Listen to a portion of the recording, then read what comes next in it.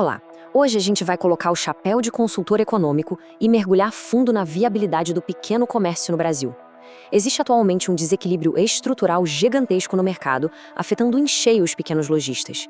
E tudo isso é impulsionado pelas mudanças recentes nas políticas de tributação de fronteira.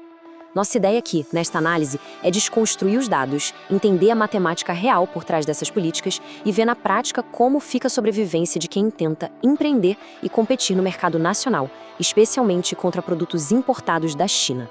Vamos lá? Para guiar a nossa análise, vamos passar por 5 pontos cruciais. Primeiro, o cenário tributário atual, depois o impacto da arrecadação fiscal no varejo, o custo da importação legal, um estudo de caso muito revelador na prática e fechamos com a viabilidade do pequeno comércio em si. Bom, começando pelo nosso primeiro ponto, o cenário tributário atual. Olha só a montanha-russa que tem sido o histórico das regras para compras internacionais. Antes de 2023, a gente tinha uma cobrança de ICMS bem irregular entre os estados e zero imposto federal para compras abaixo de $50.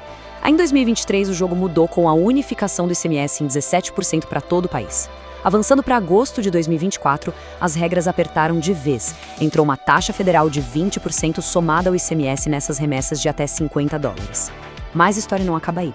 Segundo as fontes, uma medida provisória em maio de 2026 volta a zerar esse imposto federal, mantendo só o ICMS.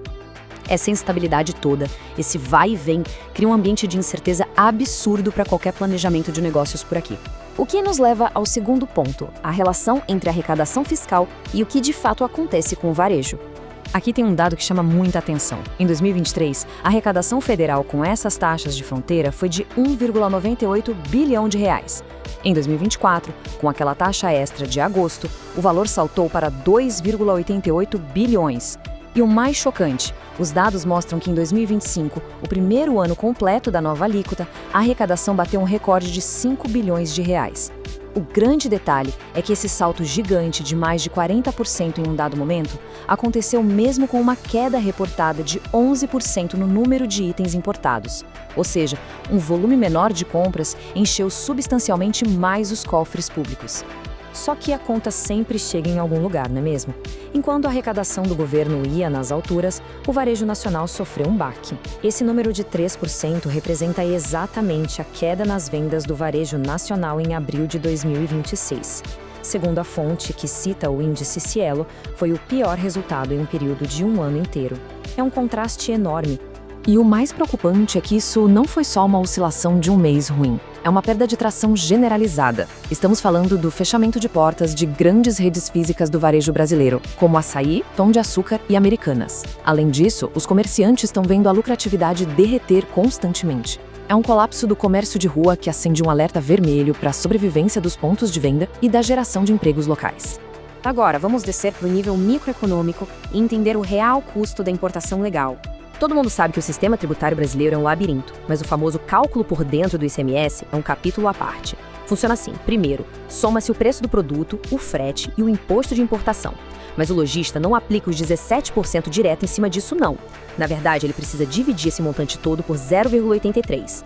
O resultado matemático disso na prática, aquela alíquota nominal de 17% vira 20,48% de imposto efetivo.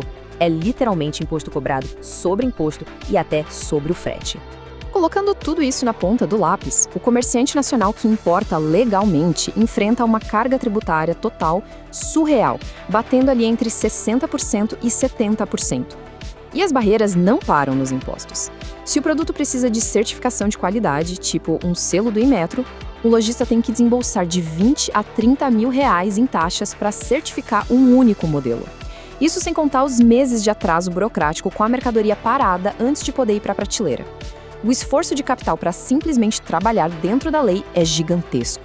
Entrando agora no nosso quarto ponto, um estudo de caso real. Para ilustrar o tamanho desse abismo competitivo, a fonte trouxe uma comparação direta devastadora de dentro do Mercado Livre. O que a gente vê aqui é o mesmíssimo produto, com as mesmas fotos de anúncio, mas em realidade de mercado completamente opostas. De um lado, um vendedor brasileiro operando formalmente de dentro do país. Do outro, um vendedor internacional operando diretamente da China. Analisando os dados dessa planilha, o cenário fica claríssimo. Para cobrir aquela carga de impostos astronômica, as taxas do Inmetro e os meses de espera, o lojista local precisa cobrar R$ 129 só para empatar os custos e ter uma margem mínima. Enquanto isso, o concorrente internacional, usando a logística direta da plataforma, vende o exato mesmo item por inacreditáveis R$ 20,85, com custo de conformidade praticamente zero. O impacto disso? As vendas do comerciante nacional estão completamente paralisadas, estagnadas. Já o concorrente internacional já passou de 1.000 unidades vendidas e, detalhe, com promessa de entrega local rápida. R$ 20,85. É importante frisar muito bem esse valor. Porque mesmo se aplicássemos rigorosamente uma taxa de importação de 20% em cima desse preço, ainda seria matematicamente impossível para o brasileiro, que gastou R$ 30 mil só em certificação e paga dezenas de impostos fixos, chegar perto de competir. É uma batalha perdida antes mesmo de começar. O que nos leva diretamente à nossa última parte, a viabilidade do pequeno comércio.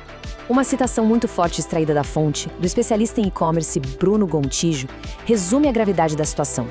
Ele alerta que a facilidade e a falta de amarras com que esses produtos entram no país pode ser o começo do fim para os vendedores brasileiros dentro do Mercado Livre. Não é nenhum exagero dizer que estamos diante de uma ameaça existencial genuína para as operações locais. Em suma, a grande conclusão dessa análise é que o nosso sistema atual simplesmente pune quem tenta operar de forma legalizada no Brasil. O lojista nacional carrega um verdadeiro piano de custos de conformidade nas costas. Em contrapartida, facilita-se um fluxo internacional quase sem atrito, permitindo que vendedores externos operem com vantagens estruturais enormes. Então, depois de olhar para todos esses números e toda essa assimetria, fica aqui a reflexão final. Qual é o futuro do varejo local e da nossa geração de empregos se as plataformas internacionais continuarem operando com vantagens estruturais tão absolutas? Fica o questionamento para a gente entender os próximos passos da nossa economia. Um grande abraço e até a próxima análise. Se esse conteúdo te fez pensar diferente, já se inscreve, porque aqui você não recebe opinião. Você entende o jogo.